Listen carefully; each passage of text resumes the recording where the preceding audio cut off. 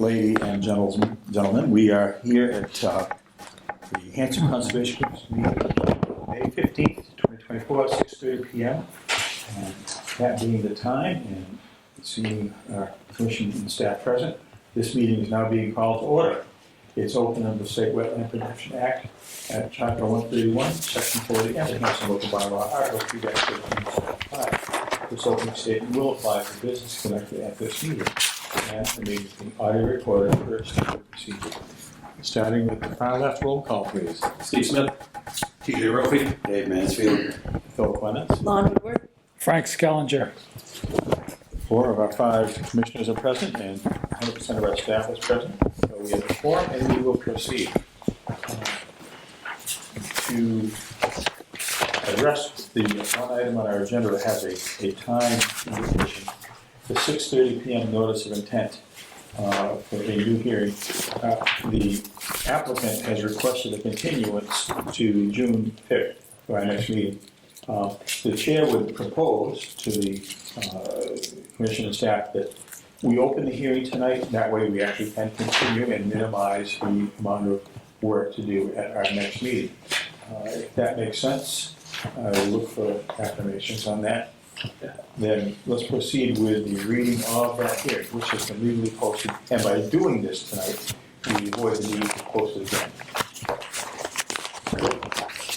Hanson Conservation Commission will hold a public hearing on Wednesday, May 15th, 2024 at 6:30 p.m. at the Hanson Town Hall Selectmen's Meeting Room, 542 Liberty Street, Hanson, Mass. Pursuant to a notice of intent for Thomas Norton, 800 Franklin Realty, LLC. Parcel and project, a proposal to construct a 60 by 60 addition to an existing garage with minor grading located within 100 feet of bordering vegetated wetlands at 800 Franklin Street, map 67, lot 6A-1, represented by Merrill Engineers and Land Surveyors. 427 Columbia Road, Hanover, Mass. 02339. The applicant is filing under Massachusetts Wetlands Protection Act, Mass General Laws, Chapter 131, Section 40, and the Town of Hanson Wetlands Protection Bylaw, 313, Section 5, and Rules and Regulations. Hanson Conservation Commission, Phil Clements, Chairman. Thank you, Dave. We have had the legal notice and entered into the record. Before we act on a continuance, have we received a full file of the plans on that, or is that something that's yet to be provided? We have the whole package. They are going to revise the stormwater management report Okay. because of my comments. Okay, and I assume the wetlands lines are all set? Yep. I know, I looked at that very, very informally about 6 or 7 years ago for the owner, just when we were between agents, and but all I knew is that I didn't remember what I saw, so that's good. The chair would entertain a motion to continue this hearing to our meeting of June 5th at a time that we would specify, 6:30 p.m. Chair hears such a motion. So moved. Second. Moved and seconded to continue as stated. All in favor, please say aye. Aye. Opposed? Abstaining? 4-0-0. Meeting is continued. The hearing is continued, rather. Thank you. Minutes of May 1st.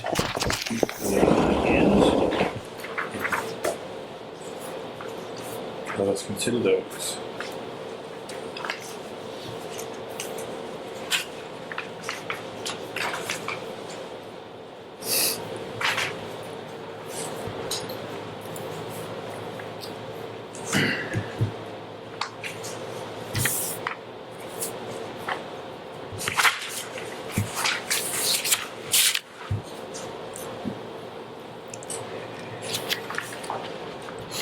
Chair is open to a motion relating to the minutes of May 1st.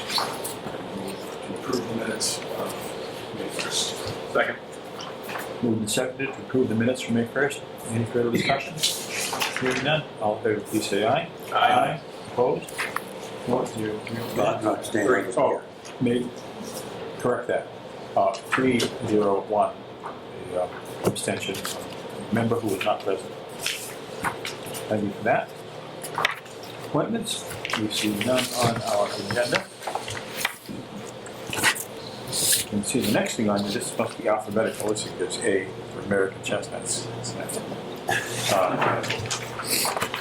As you probably all recall, we obtained 4 chestnut seeds a month and a half ago, whatever, from the American Chestnut Foundation. And I can tell you, unlike last year's 4 seeds, all 4 of these have sprouted successfully, and the trees are 4 inches high and starting to develop side leaves, not just the ones at the point of tip of growth. And the one that's furthest along actually shows a distinctive little sawtooth edge of the American chestnut leaf. Kind of exciting. Sort of like visiting the fraternity ward. They have these 4 containers on my sun porch. I don't dare to put them outside because the weather's been so unpredictable, and I have rabbits in my yard. I wouldn't trust them. But today I had, per plan and so on, and per the invitation of Mass Wildlife, I had a very interesting visit to the Westboro headquarters of the Department of Fish and Game, Mass Wildlife, and I had a guided tour of their chestnut orchard out there. And it was interesting for many things. First of all, because chestnuts are a pretty fascinating biological, ecological study. Secondly, to get a handle on the logistics, if you wanted to have perhaps a good-sized chestnut orchard or standing, but a lot of very good experience-based feedback on the details, the nitty-gritty of growing these things. There's really several ways we could go.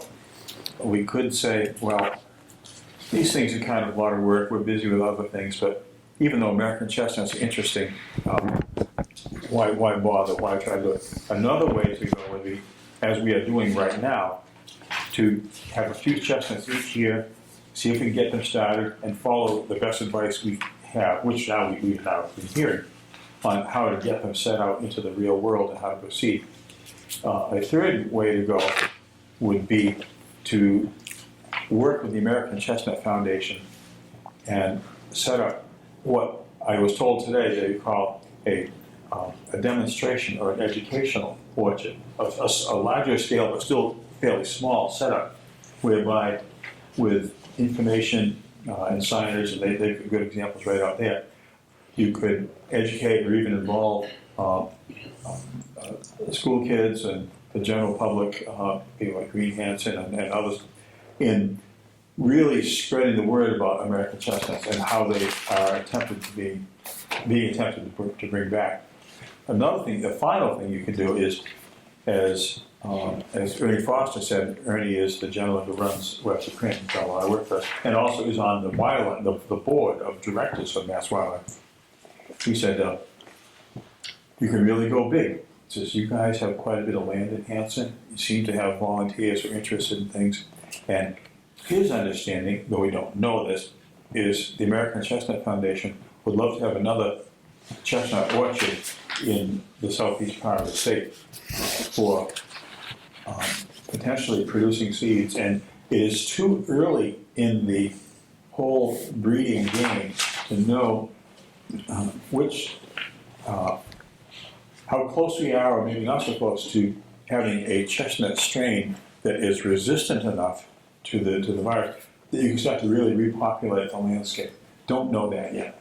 So it's pretty early in the battle to restore this major species, but we do know that should we decide to do anything above and beyond a little bit, we have allies. In fact, Mr. Foster said we could count on him to help produce promotional materials and everything. And what I was picturing, whatever we do, whether it's very, very small or a little bit bigger, have an educational aspect to it right from the beginning. We could have, you would probably have to have them behind fencing, because that's what they do out there.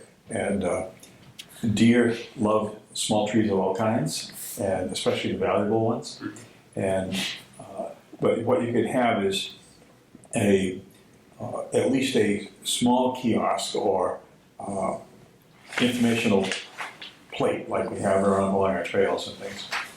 So the people who were giving me the tour today, besides Mr. Foster, were, there was a, the gentleman's name is Bill Davis. He used to be quite high up in Mass Wildlife. He retired.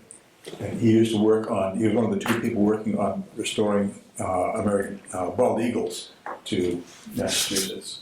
And in his retirement, he spends a lot of time on chestnuts. And he says, if you have a good-sized orchard, you really need an orchard manager. Because it's not just planting trees, it's getting them planted just right, having the soil prepared. They said install irrigation, and that kind of was a put-off for me because I don't know any of our places right now that have ready access to water. But if it was small, maybe you have like a barrel that could be refilled periodically and just have a small drip irrigation thing like gravity. But it needs to be a place that's sunny, well-drained. There's too much water, and they don't thrive. They just turn around and die. And there's some other considerations, but they have an impressive facility there. It's about 2 acres overall, and about 1.5 acres is fenced-in trees, ranging from a couple of years old. Some of them are 15 years old and as tall as it's grown. But there's always in fact, every tree in there has a first and last name and an ID number, but there are small plots of about 50 feet square, and they have 40 of these, planted at different times, different strains, and with room in between for machines to come in, of a lift to go in and collect pollen from the top. They've really gone big on this. I don't see us doing that because it's the demands on our time and the time of anyone else who might want to get involved would be huge. The cost could be high because of things like irrigation. But I think if we take the go slow and suck up all the knowledge we can from these people on how to handle trees, we could be part of a good thing. And to get very specific, one place I was thinking it might be good to eventually set out these trees, because when they're about 12 to 18 inches high, usually late summer, early fall of their first growing season, which we now have for little infants growing, set them out in that time of year with tubes around the trunks to protect them with probably a bamboo stake to keep it from blowing over anything, and that being fenced in with 8-foot high deer discouraging fence. It's a polyethylene, a polypropylene, I mean it's polyethylene, 1.5-inch mesh. And that's, if we put something like that in Smith Alzowski, perhaps when you go into the parking lot, immediately to the left is a place that used to grow corn. Maybe pick a few square feet in there to set these things out. Maybe 8 or 10 feet apart, and just fence it in with a circle of this plastic mesh material. That's an idea. We've got some months to figure out if we wanted to do that. If someone was inclined to really pursue this and be part of a global restoration project, this would be the coolest thing ever if it worked. Fine. But it was good to get solid facts from people with experience. I always talked to a volunteer who worked there, does things like mow the lawn around, because you keep it mowed, both to keep the fence from getting overgrown with bittersweet and to keep things under control. So that's a very informal report. I think what I'll do is I'll take my notes and type it up more formally for the record and just get maximum value out of this little exercise today. But the American Chestnut Foundation, actually, if you enter into an agreement with them, and if they feel they could use a facility like we're describing here, they actually provide financial assistance for things like fencing and watering systems, and even a ride-on lawnmower if you really get up there. But it was very informative. And chestnuts, what we read, and maybe this is redundant things we already discussed, but the word is that back when, in the pre-blight days, almost 1 out of every 4 trees east of the Mississippi was a chestnut. And individuals, before the loggers got after them, could grow so big, the nickname for them was the sequoia of the East. And it's just a fantastic species. So, I know Mr. Foster would love us to do something. Maybe we can do a little. We shall see. Thoughts, comments, questions from anyone?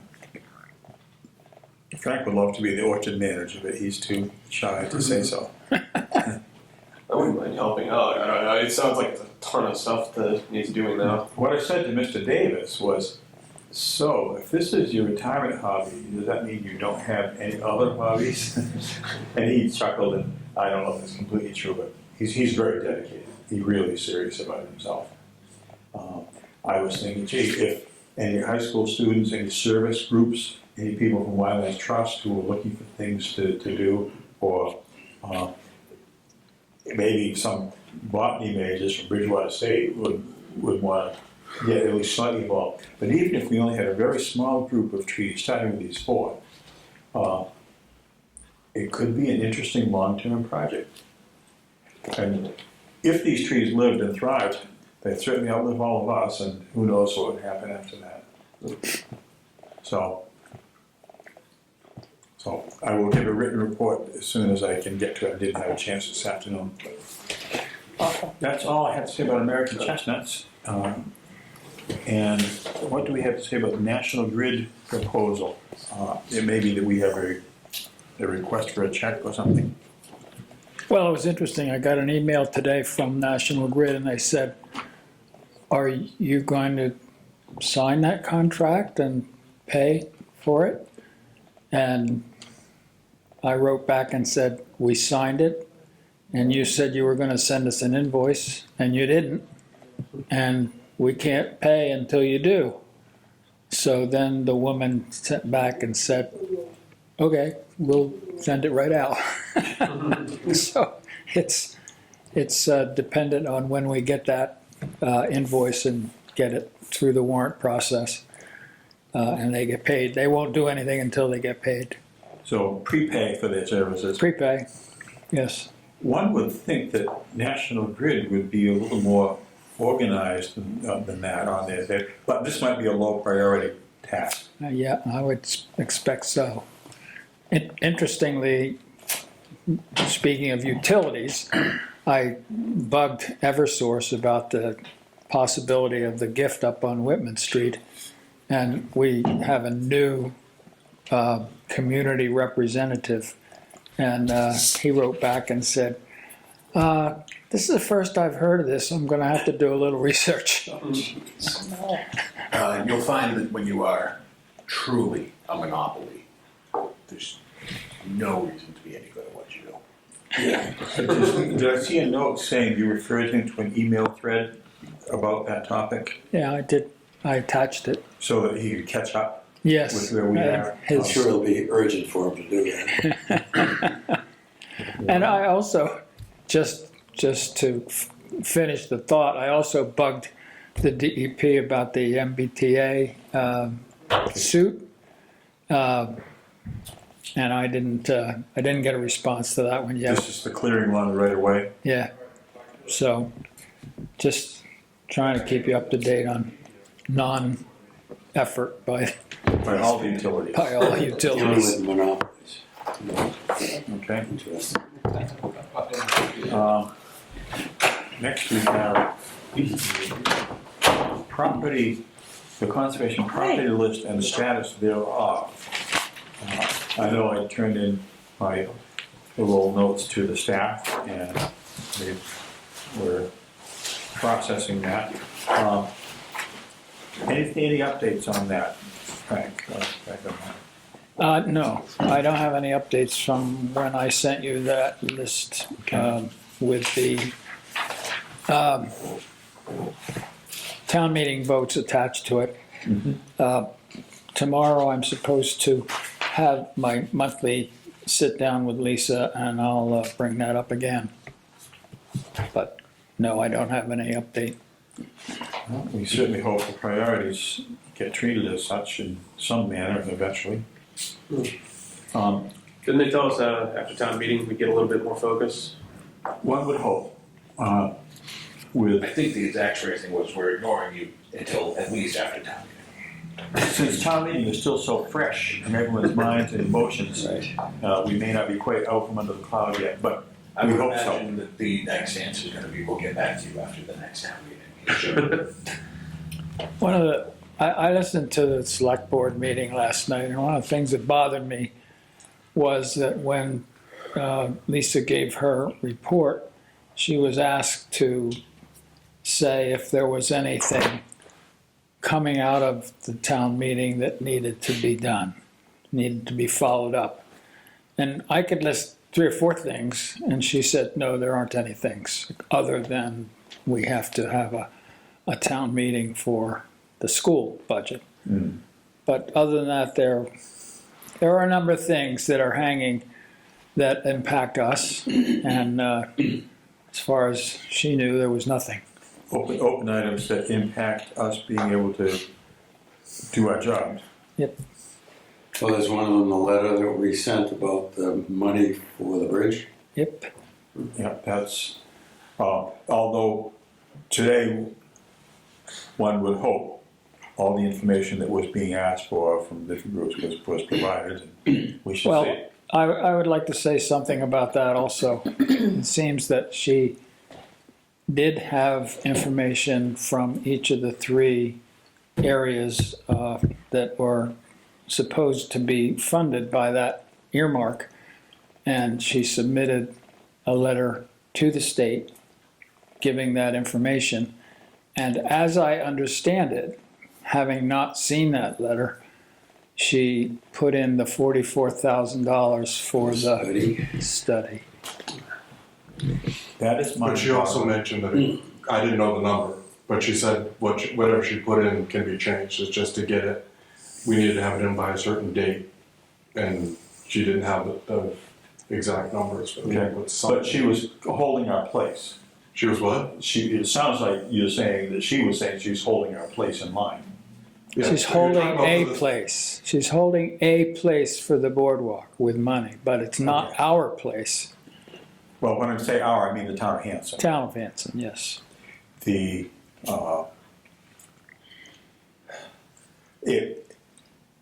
Just to speculate, which might not be worth any, it may be that by mentioning engineering studies, it would sound more credible and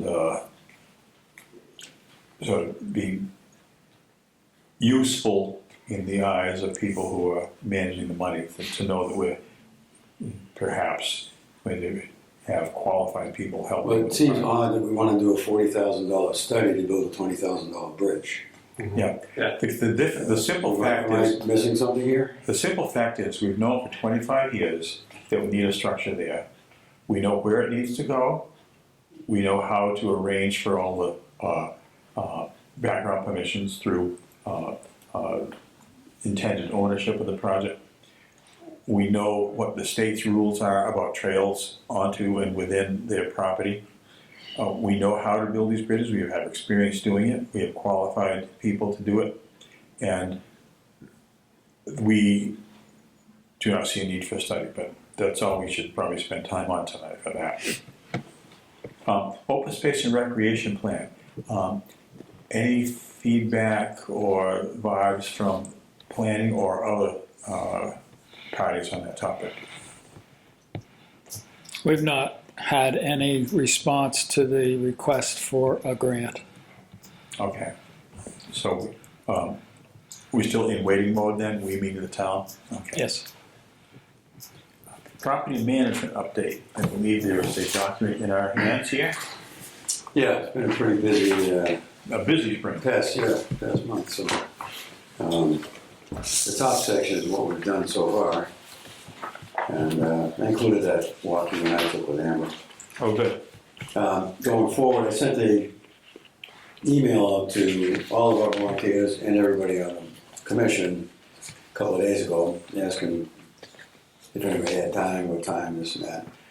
So maybe you can put together some kind of schedule. Otherwise, I just keep chipping away at it with whoever's around. I've only heard back from Wes and Joanne.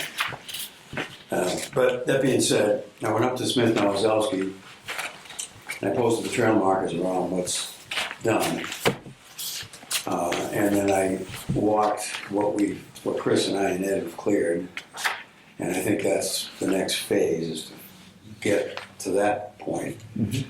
And we probably need, at least 3 short bridges and probably 4 or 5 of those bog bridges in there. And some clearing to do too. So it's, it's not impossible, it's not overwhelming. The biggest problem is getting material out there, so if we don't have a bunch of volunteers, it's gonna be tough to do. Otherwise, that's, ready to go. Gee, the people I know who live in Halifax are horses. Sadly, I don't think they're draft horses. Because otherwise we could recruit them to put together a pung or maybe a sledding with. Well, I had a plan I was gonna try to do earlier. Excuse me. Get a lumber drop in there, rent a small machine from the rental place on 58, and use the machine to get the stuff up to where we built that crisscross up there over the hill.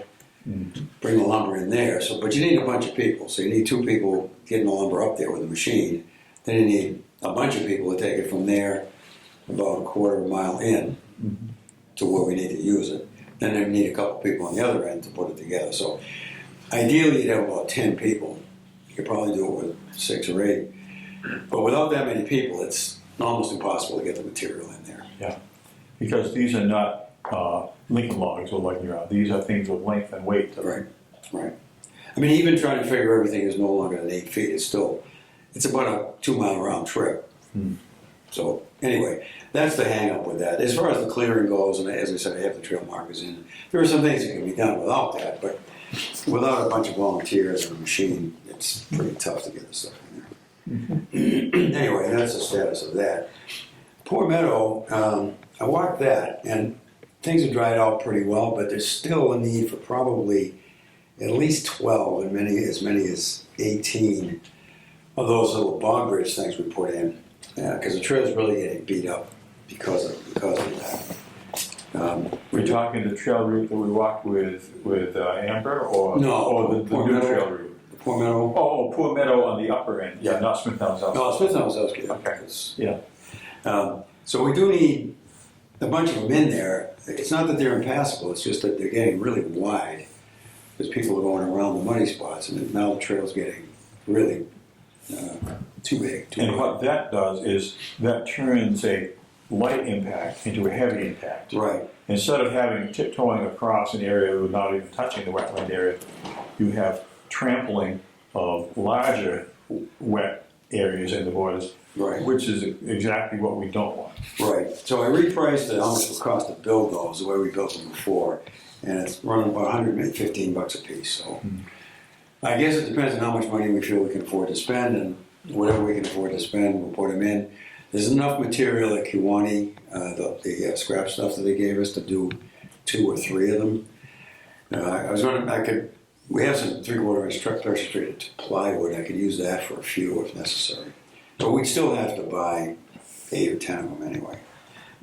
So anyway, I don't know how much we want to spend, but whatever we want to spend, let me know. We can take a vote, I guess. And I think we should be careful on what we spend, just because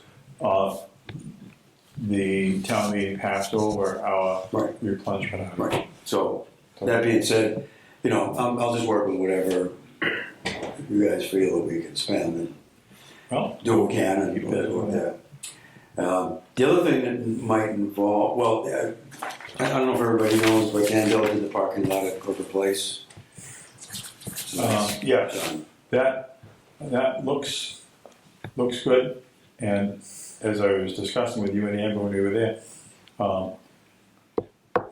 my sense is that if the parking is encouraged at the side towards the railroad tracks, and we don't somehow push any further down towards the vernal pool, that would be the way to go. Well, when we do a couple of things to encourage that. If we get the money to build the bridge, he's already given us a price to move the material in. If that's the case, we'd have to bring some boulders down and put them there. Right. I don't think he's going to be interested in just going down and put a few boulders down. He's really busy. No, that's a pretty, it would be easier to add it on to another project. Right, exactly. So that's probably the way to do that. And we still do have a little money that we're supposed to spend to repair parking lots. Dan said right now he's out straight. They're working 6 days a week, so I don't know when he's going to be able to get to anything else. But the other thing that involves cost is two things. We talked about posting the hunting regulations after Frank's conversation with the police. And so we can easily download it. I downloaded one. And so I thought the easiest thing to do would be to purchase some little slot that you can put notices in and screw them to the kiosk and just stick this in there because you have to change it every year. You can buy them really cheap. They're weather tight, or not waterproof, but they're weather tight, but they don't lock or anything. But that's the cheap way to do it. They have some locking ones that run $110 a piece. So my thought was to buy some of the cheap ones, put them up, see what happens. They're anywhere from $10 to $20 a piece. Put them up where we need them and see if they survive okay. And if they don't, we haven't lost much. We can go to the higher end ones. But given the conversation with the police, I think we should do that. One option to go to Staples, they have laminating where they put on. They can make it basically hard plastic. It's like Well, right, we can do that, but then we're stapling them on the kiosks. no, just drill them in. Put a big washer on in each of the corners and just drill it right in. To change it every year. We can. You'd be able to take it down. Depends So on, if you have to, the limit change every year, so. Oh, We have to change it. Oh, okay. I didn't realize that. so there's really two seasons of the year. In the spring, the only hunting there is for turkeys, which is late April to late May. Then there's really nothing until at least September. And so there would be almost like, whatever slot you have this information, twice a year you would put up the current information, again, what's the dates and all and things. Right. And just, The easy way to do it is just post this. Yeah. I mean, but that's very fun. if people don't read it, but that's up to them. Not us. I mean, if you're a hunter, you're supposed to know the regs. Yeah. And if we have it posted on the kiosk for the police, then they can't say they didn't know. Can I look at this? The best they can do is say they didn't read it. If it's a legal requirement to know the regs, to have a hunting license, why would we have to post them? What it is, it's not for the hunters, it's for the non-hunters, Right. who are about 99% of the population, and they need to know that hunting does happen, and if they see evidence of it, there's no need to panic, because it's a legal activity, provided it's being done right. And Well, that's actually what brought it but up. they should conduct themselves accordingly. People panic, they call the police, and the police have to explain whatever the facts are. Well, that was the case, in point that brought this up. That being said, the other thing about it is I thought if we only posted it on the properties that have hunting, then it would, at least by implication, suggest that there's no hunting in the others. Yeah. I think that makes sense. I mean, I'm just throwing this out as some thoughts, but we do have to figure out a way to post this because we want the police to be happy with it. We're cooperating with them. So, as I said, I think the easiest thing to do is to buy the cheap ones, stick them in. If you get it on Amazon, they're short money. If it doesn't work, we haven't lost much, and then we can go to a more expensive option. That's my thought on it anyway. Okay. So if that's okay, I can order up, I don't know how many we need. Obviously, if you use a laser printer and not a bubble jet or whatever, not a home printer, but a laser printer, color printer. For what? Because the water, if you do it on a home printer, it'll just wash right off when it first gets a drop of water on it. Were you not talking about laminating it with, Right, I mean, but they're not waterproof. They will get moisture in them. And the cheap ones will, yeah, that's correct. That's why the others, you can buy the locking ones that have gaskets and all. Yeah. But, so we can just ask Webster to print them. You know, We have laser print, we have color prints. oh, okay, I'm right here. And it seems that the, Select board just said you can do it. Huh? Select board just said you can do Yeah, so we'll print it here on the laser printer. yeah, and, we could informally check with the president of Webster to see if there's any other approaches that people take to formulating this wording, since he's on the board for that department. Well, you want me to take this down there and ask them what they? Yeah, say, we're thinking of putting this up. What is there a way of wording things that's better than this, that communicates better? What do you mean, redo this? I have seen signs in other places that were not anywhere near this complex, Right. that communicated what needed to be communicated. And the Department of Fish and Game are the ones that have seen all these other signs. Yeah. And if there's a model besides this that might make sense, we could consider it. Doing this would be helpful, very much. Well, the signs that we already purchased and put on the kiosks say that you have to hunt it according to the state Right, regulations. they do. Right, it's That's just correct. that people need more information than that to really understand what's going on around them. And either this or something like it, I think is a very good idea. Well, this is the one that's from the state, and yeah, it's complicated, but that's because there's so many different dates. So, But my point is that two times a year, there are things. It isn't everything all at once. And I don't think we need to put up anything about trapping. I think that's that's such a low-level activity. Well, it's either put up the state's printout or reinvent the wheel. right, well, that's what I'm saying. I just printed this from the state. Yeah, we don't need trapping, but it's on their thing. So, I don't know. I'll do whatever you guys want. I was trying to do it the easy way. Well, If we're putting it up as a CYA, I would think putting up the official document would do it just so that they can't say that we didn't post it. I would think that it covers us the most if we use the official document rather than a modified one. I would go along with that. I think it makes sense. So I would suggest that we proceed in that direction after considering all the other things. I would move to approve Dave to put up the Massachusetts fishing and hunting seasons and bag limits for 2024 in the low-cost, weather-tight mounting method that we had discussed. Weather For a cost not to exceed $150. Yeah. Do I hear a second? Second. Further discussion? Hearing none, also in favor, please say aye. Aye. So that's that. Now, how about we, what do you want to do about the bridges at Fort Meadow? Just don't put any in right now? Let's be clear, Do we the know bridges that would approach the big bridge and the other town? Well, I'm talking about Fort Meadow. All bridges. Oh, okay, you're talking about, okay, what do you think? I really think the river and the bridge. No, Smith Nowzelski, I'm just chipping away at the trail up there. There's no. Lon, do we have the conservation fund balance? 48,000. And this may be within what our fiscal '24 spending plan was anyway. We only have about 6 weeks left of that. Well, I'm just trying to get some direction because I sent this email out for volunteers and I've been contacted by 2 Boy Scout troops and Wildlands Trust that want to send volunteers. So I'm just trying to get a sense of how much we can spend. So. And if we get materials, there'll be more for them to volunteer to help with. Right, but you're right. So, approximate balance of the fund is $48,000. We have a, for round numbers, $9,000 outstanding invoice to National Grid. Correct? How about Dan Dell, and Dan Dell too, right? He hasn't been paid, has he? 5,500. Right. For the parking lot. You're gonna sign that tonight. Yeah, so So So call that about 15. Call it 15, so that's 33. Yep. What else do we have?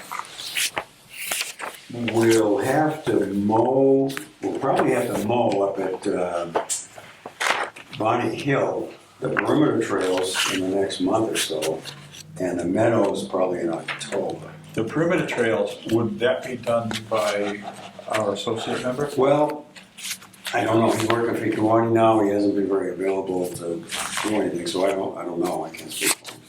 The mower's in the shed at Kiwani.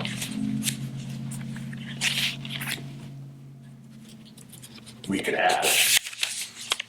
Yeah, I think we should ask. because that's a higher priority than the big field one. I think if we even bother to mow the big fields this year, which we might not need to, the perimeter is still very important. Right, and the ones at Smitty too, at figure 8, and around the bog.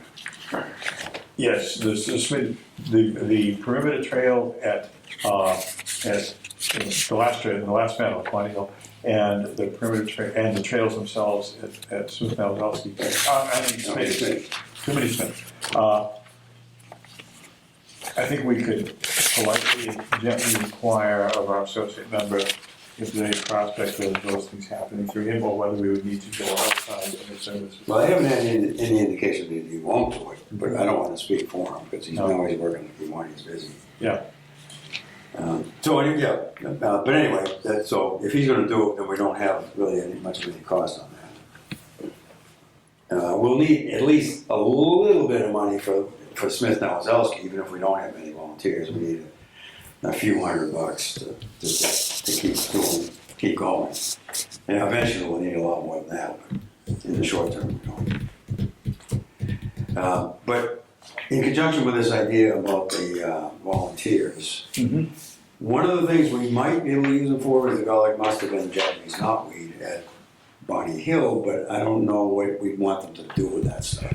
I think those things are typically put into heavy black plastic trash bags. Right, and then That way they can't take root, and if you leave them in bags long enough, and depending on where we put that, if they're in the hot sun, it will encourage death to the contents. And then, last of all, we could tuck those into orange bags and have our friends at the highway department help us get them to the dump, get them to the transfer station.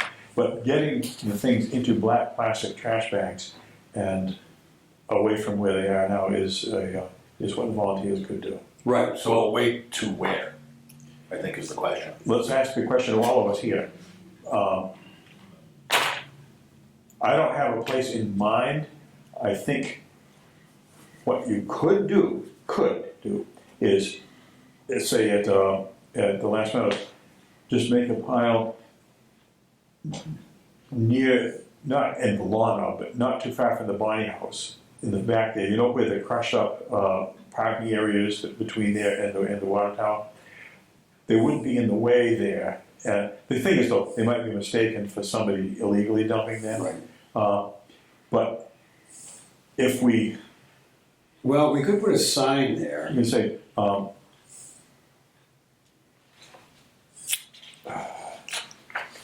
I'm not the one that's been speaking to the highway department, so I don't know quite what our relationship is with the current management. Yeah, I don't really know. I'm not sure what our current management is, I but, don't think there is one at the moment. Right. Oh. Kurt cleans back. yeah. So that was my question. Anyway. Well, let's solve, we don't need to know that until the people are there, but we will know it before then. If there's a workday schedule, we'll figure it out. It just needs to not be dumped on the ground where we pull them out. Oh yeah, well, of course. Yeah. And black bags are the way to go. No. Okay. So We'll have to get some black bags. I'll have to buy black bags. Yeah. We're gonna need the heavy ones. So. Mm-hmm. But I don't know why you don't want the big 42 gallon ones. No, you want like 30-gallon size, Right. the fairly thick mill, because otherwise Japanese knotweed it could pull through. Right. But it's gonna be thick, and I think maybe not the super size. All right. Well, then fine. If I get a bunch of volunteers, Boy Scouts or something, I'll see if they want to do that. Mhm. Okay. So that will only be the cost of the bags, whatever that comes out to be. And we had a letter out to Kiwani, and they got back to us on the overlook, the meeting about that. Yes. There was informal discussion, verbal, with Frank Malisi on that, and he's very enthused about working with us. I think his idea of having a meeting at the location makes sense, but if we did that, I would suggest it just be maximum of 2 conservation people there. That way, we wouldn't have to. We Wouldn't have to have it posted in public for more. Right. So, Does Chris count as a conservation? no, he's not a voter. Okay, so 2 of us could go there. Mhm. Okay, so when we hear from Frank on some dates, Yep. So going back to money, Yeah, money. we had proposed paying for said fence. Well, for which, The fence, this goes back to a previous. that could be discussed because the fence would most likely be on Kiwanee property. The line goes right along the crest of the hill and you're not gonna post it or put a fence. I didn't reprice the fence because since now it's not clear what we're gonna do, so I figured before we spend time with that. But we could discuss it with them, and Yeah. if we were to pay for it, though, we should be prepared to have a price estimates, and so we could, Well, it's easy enough. I mean, here's what to do. I'll put together a price per section. are we talking split rail? Yeah. Yes. Price per section. The reason I didn't go back and redo it is because I don't know how long we're gonna make it. And that, we have that discussion on the site. Right, exactly. So if I figure out a price per section, then we can come up with an approximate price on site, because we'll know how much per section. So that's easy enough. It's just a matter of going on Lowe's or Home Depot website. So back to the Poor Meadow though. Do we want to put any bridges in there, or do we want to forget it for now? Well, TJ very appropriately was asking about how much we have in the fund, and, Oh, that's right. and then we got a little sidetracked. Right. We got sidetracked. But I thought that unofficially the offer was to pay for the fence to get them to put it in. Let's get talking about one thing at a time. Fence at Kiwanee, sure. They're related. If we're paying for the fence, we need to account for that as we're figuring out what's going on with the account.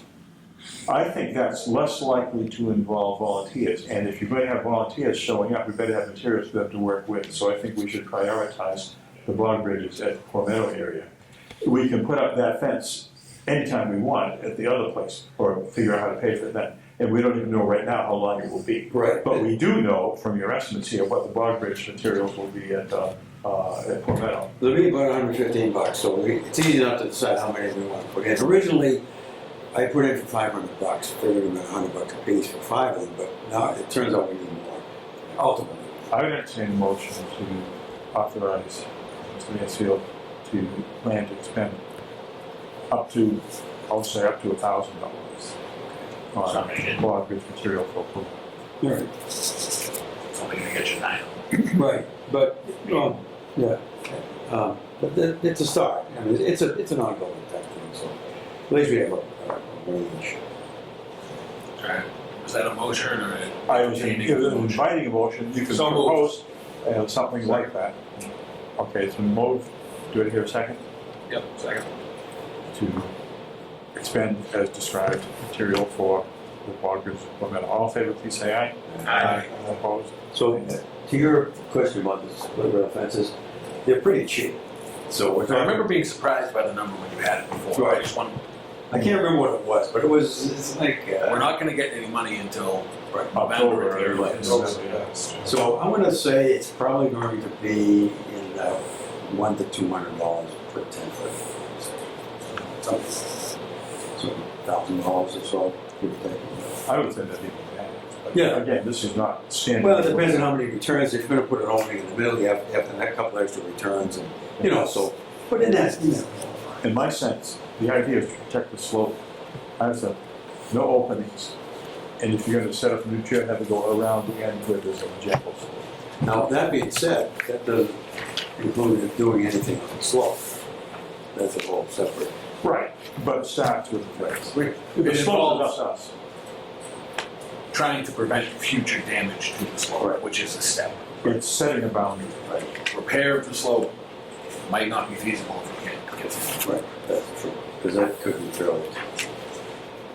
Okay, so that's fine. So that's some stuff to work with if we get some volunteers. We have to do it. The swale crossing, I just wanted to run this by you guys up there at the last Meadows. I was talking to Frank, and Frank had a good idea about maybe I think that was for me, wasn't it about a conduit, Frank? Up there? A what? A Didn't you mention putting a culvert up there? Yeah. Yeah, which isn't a bad idea, to make it across. As long as we kept it clear, which I think you could probably stabilize the ends Right. the way people do with culverts. Because when I was up there with Dan, and I talked to him about the original thought we had of making like the stone thing. That might not be feasible. Well, that's what he said, the driving across it doesn't really work, so. Anyway, I don't know how soon I can get I'll work on it, and if I can, I'll get a number from him, and we'll toss that around. Next meeting or two or three. Well, it could be a while. But that's, And to that point, there's still $5,000 in the perimeter Oh, that's right. trail That's right. account. That's what brought up the thank you conversation. for that, because at the last community preservation meeting, as now has become the habit, we look at open projects to see how much money is waiting to be either returned to the fund or finished getting used. And as a whole, the committee is getting committed to finishing projects. I would Do you suggest, want me to press I would- down? yes, because if we get that paid for, and then let's say there's a few bucks left that we can turn back to the community preservation accounts, All right, it doesn't go far away, it goes into the community preservation accounts. all right. Uh, That's the way to finish that job. Yeah, let me tell Dan we have some emergency on that. Thank you. See if I can break this.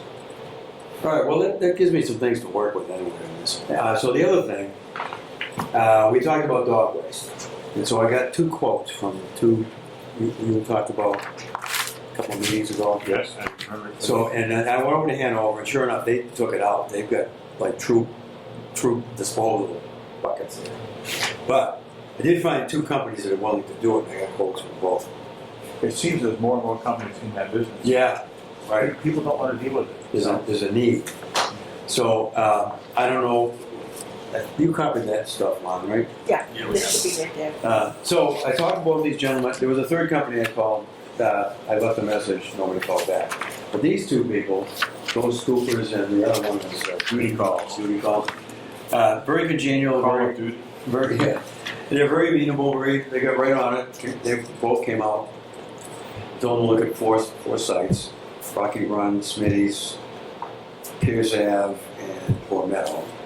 Just because they wanted to know how much we wanted. So that's what they did, and their quotes are attached here. So I don't know if we want to move on this, or think about it some more. Or... I would just say personally, not as the chair, but personally, I think in a properly operating world, the people who generate the waste should be responsible for the cost to remove it. Exactly. I don't know how to do that unless someday there is an approach to dog licensing whereby there's a surcharge for these Right. things. Right. And I don't know how to politically make that happen. Meanwhile, we're stuck dealing with the outflow of it. Not so much at Rocky Run. I think we don't really need one there, but certainly it's at Smitty's is getting to be a That's a bad problem. situation Yeah. down there. So this is just for picking up people that have already bagged the poop. No, it's. No. This is what it says on paper. They put up stations, These are and very fill up the specific. bags, and then, Right, but people have to bag the poop. This is not, Yes. they're not going around and picking No, up. That's no, a they're big problem with Smitty's. Well, they will if they want to. No, but that's- that's not what it has. that's Yeah, in this. Smitty's is We a actually lot will of walk poop, the trail, it says. Huh? It says that one of these I just was reading a second ago, it says they actually will walk the trail looking for bags. that have been Looking dropped. for bags. Bags. We're not asking them to do that. Yeah, we don't need. It's a look over of the area as we walk in and out to catch any waste bags that didn't make it. Waste Say bags. what? Is Here's the not thought. walk. That's not the 2 mile hike around. Here's Smitty's. the No, I thought that meant that they would. Here's the thought, which is 50% serious and the other 50%, I don't know. You know how people talk about, let's say you have some sort of bad behavior, community service? It would be a community service to retrieve the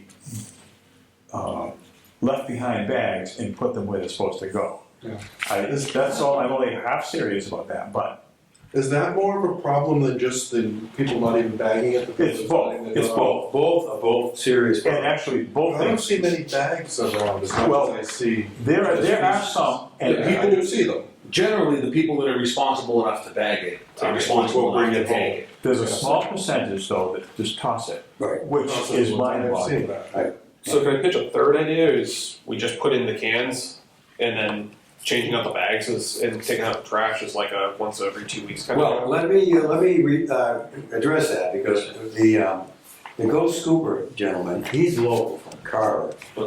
Okay. He said, think about the whole bag thing. He said it's a mixed bag, if I can use the line. He said in some places, and he mentioned Pine Hills in particular, they don't want bags there. their attitude is people bring their own bags, they just wanna make sure they dump the bags. He said, so, he didn't have a recommendation either way, but he said, think about that, because you might be just getting people to just take a lot of bags and then. And then you gotta replace them because they took a whole bunch. So one thing we could do, if we wanted to try it, is tell them, why don't we just try it at Smitty's? Yeah. Maybe with bags, and just see if it helps the situation at Smitty's. Monitor. And Whether they steal the bags that are brought by this guy or the ones that we put in ourselves, we're either. well, that's why I got the quote, so we can talk about it. But we could try that route if we think it makes sense. Just see if they'll just do Smitty's. Give it a try and see what happens. See if it helps the waste situation at Smitty's. That's on worthwhile. One thing that he's very conversant, this guy. He's been doing it a while, I guess. He said, one hope is that you put the bucket in, it kind of encourages people to be more responsible. And he's seen that happen too. So it's a mixed bag, but that's a thought. We can do that. We can attach the bucket to the kiosk, actually. He said that's the cheapest thing to do. It would be, yeah. So then the question is, what kind of a bucket? If you use the bigger ones, they have one that's made, you can only put a small bag in it I like for those. food. They're 3 times the price though. The others is just basically a small trash can. He said the problem is people are gonna dump other stuff in it. The coffee cups can end up. Right. Yeah. So, they're way cheaper, but that's the downside. So, You haven't looked into like Amazon, like do they sell these? Would this be worth us doing and having the Boy Scouts go around cleaning it up, or well, is it something you have want to to dump the service? stuff. It's gotta go somewhere. It's gotta go somewhere. That's the I trouble. mean, we'd have to go into the orange trash. Notice the Go Scuba says, service plan, service includes full removal of waste from the area, okay. Bag replacement, $100 per hour. well, that's That's to for install. the installation of- Well, he said if you guys want to attach them to the kiosk or install them yourself, Yeah. so it's just the cost of the can. So, Between the two of them, this one is, I think, the better option, the duty calls, because the one major difference is if you just after the installation, there's just there's the recurring charges. But this one's $20 and the bags are free. This one is $20 and the bags cost $10. So basically, it's functionally $30. So I would think that. I just got these yesterday, so I haven't studied this. Yeah, no, I think it's a good idea. I actually like the idea of putting it at Smitty's as a trial to see if it's. Well, that's the worst place. Yeah, absolutely. Right, and putting it either adjacent to or literally on the kiosk, it's great, very sturdy. That's a place I wish people would park anyway, instead of driving all the way in and routing the place up. That would, Oh, you mean the first kiosk? yeah, Yeah. because I do not think, in fact, I would urge us to not even consider putting this at the kiosk by the boat launch, because everything in that area is technically illegal. Yeah. It's beyond the land we own, it's on the area covered by the federal easement. But what we need to do, I think, is have it handy to the first kiosk and see how it goes. Yeah, I think I would suggest we do it that way, and I'd say try it with the bags, if for no other reason that it's more there as opposed to It's a just complete- can. It's like a Do-it-yourself responsible action. right. If they bring their own bags, great. But I would entertain a motion to proceed in that direction. All right. Well, the placement, if the first kiosk, if you mean the one that's way down away from where people end up parking. I mean, it's the one closest to Indian Head Street. That's where people are supposed to park. Yeah. That's why we cleared out, that is the widest place in the easement, in our access road. And that's why they make the road wider there to the right as you go in. That's where people really should park. I would counterpoint that with, we're putting this up to benefit the people who don't do what they're supposed to do. So they can dump it on the way out. These are the lazy folks that are not picking up after their dogs. I'm assuming that they probably drive all the way up and park there. What if we put it, not on the trail system, but put it like right as where you're forced to go by the gate? That way you catch them. No, I don't think we should put it back there, because honestly, even though the USDA has been very lenient in this, when we reinstalled the gate, we actually should have put it much closer to the small boat launch area. I don't think we should put anything more further out there. And if people, maybe some people do park where I'm saying, but maybe some people just walk their dog in from the street. That's possible. And this is the place I think we should go, my strong opinion. Okay, well, here's what I'll do then, is if we think it's a good idea to try Smitty's. Let me contact both of these guys and just tell them that we'd like to try to do it at Smitty's With a bag. with the bags and with the more secure of the containers, so we don't have coffee cups. Yes. Well, they're a lot more expensive to buy. How much more expensive? Like they're 300 and something, like a couple $100. But we're only buying one of them. So The standard can is 170, the ultimate can is 330. Right. So it's all- which brand are we looking at? Well, the one guy gave us the. This guy gave us a list of choices for cans Right. and a list of mounting options. Duty Calls is a national chain. It's a chain, right? Your only choice is to put up what's in the picture. Yeah, and what they call the Commander halfway station. Correct. So if you go to page 2 of the Duty Calls proposal, Right. that's your only choice. But that's not what we want. They're a franchise. This guy, Right. They buy these things in bulk on a Right. national scale. Right. That's your choice. Right. Yeah. So we can't compare apples to apples. well, because no, but we I don't know what the other ones look like. We can certainly say which of these two makes more sense. Right. And besides dealing locally, I do agree with what was just expressed about the ghost group, as the gentleman from Chicago, and the so-called ultimate can, which restricts what can be put into the waste bags. Right. And it's sealed so the smell coming out will be reduced. Right. And his statement is, ultimate can is my preferred can because it greatly reduces the amount of trash that's found in the station, looks very clean and professional. So I think it's worth a few extra dollars to gain those benefits. Yeah, That's my opinion. I agree. Another thing I'd point out with that as well is that this ends up being the cheaper one because this one doesn't mention anything about the cost of installation. It's wrapped into the price of the item for $279. This one is, they're going to bill you $300 just for the installation plus the cost of the material.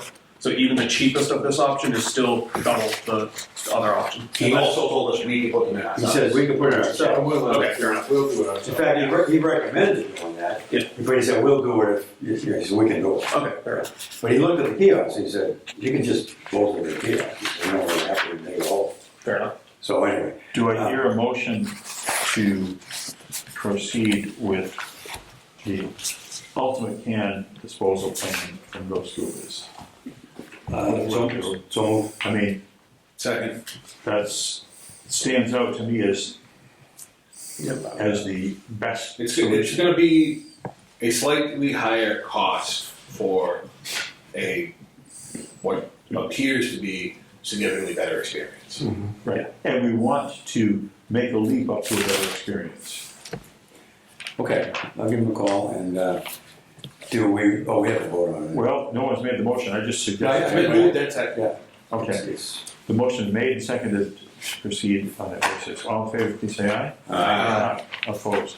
All right, I'll give him a call then, and now, I'm gonna tell him we only wanna do the one site for starter, and if that changes things, then I'll tell him that we have to reconsider. Do we want to tentatively approve a budget for Dave to do so? It's assuming that these prices hold, so that you don't have to wait until the next meeting, because Whatever you're not going to be here next meeting, and then the meeting after that. Whatever the math is to do the one installation of Smitty's, that's the dollar amount that we should go with. Okay. We've already approved that. Correct. We Okay, spoke okay. as if that's the one place. Okay. Contact them, get a new place for one. All right, so I'll give him a call, and I'll tell the other gentleman that we're, thanks. Appreciate it. Yeah.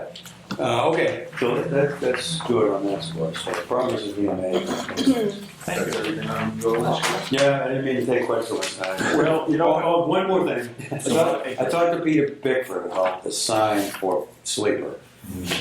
He's going to make a frame for it. And I asked him if he had a preference on where to put it. So he checked with his wife. She wants to put it near the McCorn Street entrance. So Okay. what I told him, as it stands right now, really don't have an entrance access there because we don't have the parking lot. And he said something about Mr. Lincoln.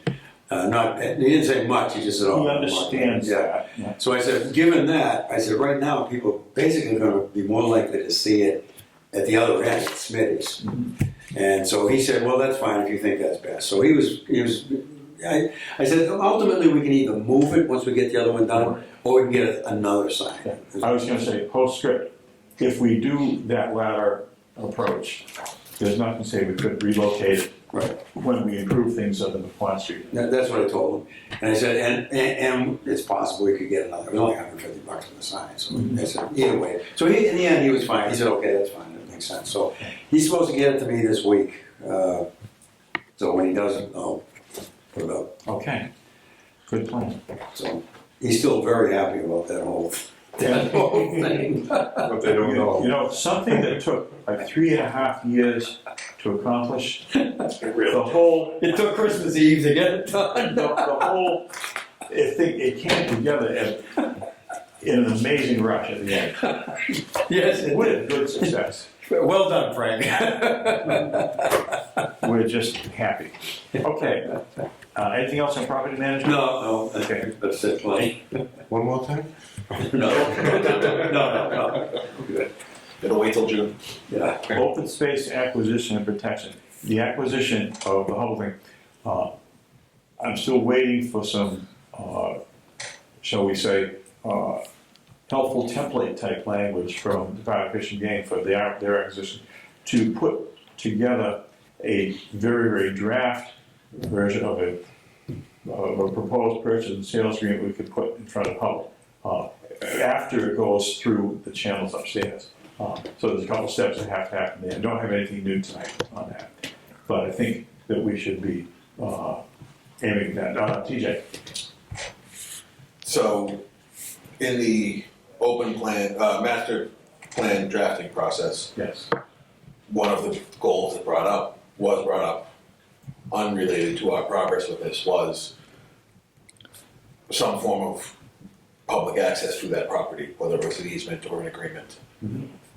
There was a mention that with the prior usage of the property, there was some environmental concerns, and that there might need to be a soil study or. My feeling is absolutely no need.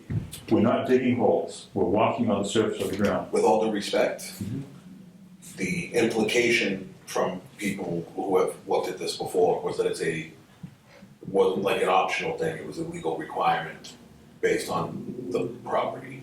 I wonder where that argument has been for the last 15 years. Because the town has actually owned the former junkyard for about 25 years, almost 30 years. And the need for soil testing did not ever come up in that. The Bay Circuit Trail has been laid out across that. This doesn't sound sensible to me, but I'm listening. The point of the question being, it might behoove us as we're getting our ducks in a row to confirm that there isn't one that someone's gonna have to pay for down the road. I would confirm a negative. Our proposal as a commission is to let humans and small animals and birds run around on the surface. The animals can do what they want. We would not be constructing playgrounds or digging wells or foundations. More to the point, we wouldn't be putting a trail through that property other than the trail that's already there. We're not planning to open up this 47 acres to trails. It's only going to be the existing trail. That's right. That's And if we have, Hopefully with a bridge if we across have the to, street. if we have to do a phase 1 environmental study, we'll do it. That's not a problem. We know how to do that. How much does something like that cost? Just for the uninformed. 10,000 plus or minus. So it'd stink to have to do it. Who would enforce that we have to do it? I do not know. It wouldn't be me. I don't know anything about the details behind this. I Can don't we, know who that can we it's true. figure out who initiated it so that we can find out the details? It would, I would demand firm substantiation for the request. I wouldn't just go Well, when with, you go to your next CPC meeting, you can ask the chairperson. I don't know what standing he has in this. It's not the property he would be managing. But, let me rephrase that, let me calm down a little bit. He's the one that brought up the idea, based on the land use there and previous land transactions. If it's not true, it's not true. But if someone thinks it is true, and we can make sure that we don't get sandbagged later, it would behoove us. Because we've had issues with properties before where things didn't go the way we thought they were gonna. And Frank tore out what he had left of hair to get the sleeper deal done 3 years later. That was the only Right, but if we can take a little time and verify ahead of time that we're not gonna be stepping on not a landmine, but Who's that, the EPA, or who do we? The EPA does not tell us what to do in these things. They tell, if you decide you need to do it, they and DEP say how to do it, but they're not the ones dictating you have to do it. What dictates what you have to do with, what you have to do or don't have to do, is how you're going to use the property. I say this as someone who's worked literally around the world acquiring properties, and the people I worked for, were always going to build buildings and sometimes dig wells, and this is not that.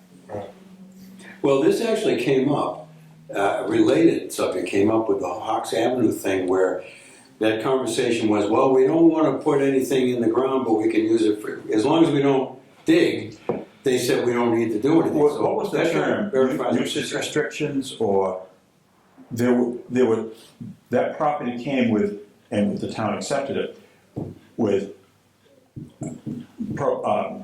agreements to not do certain things. Right.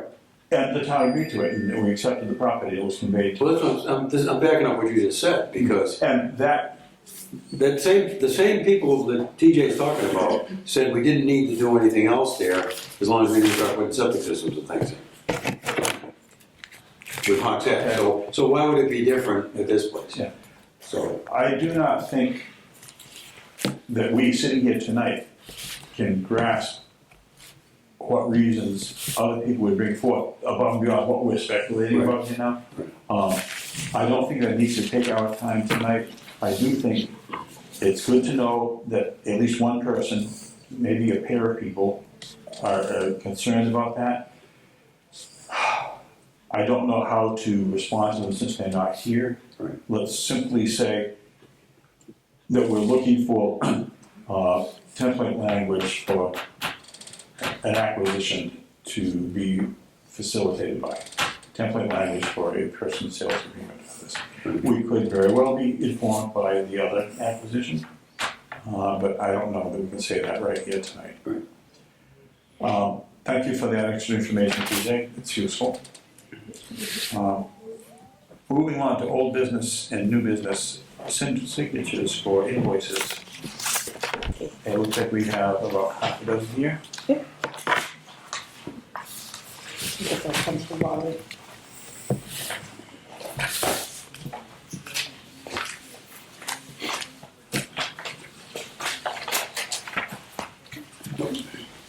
This isn't anything from me, is it? Office supplies.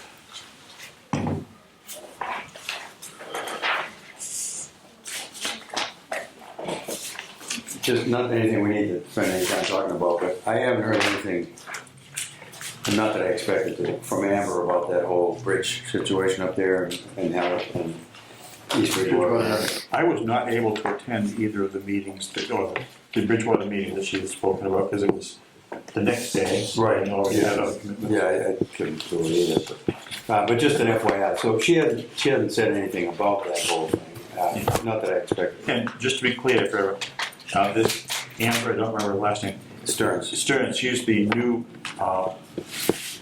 coordinator for the whole Bay Circuit Trail.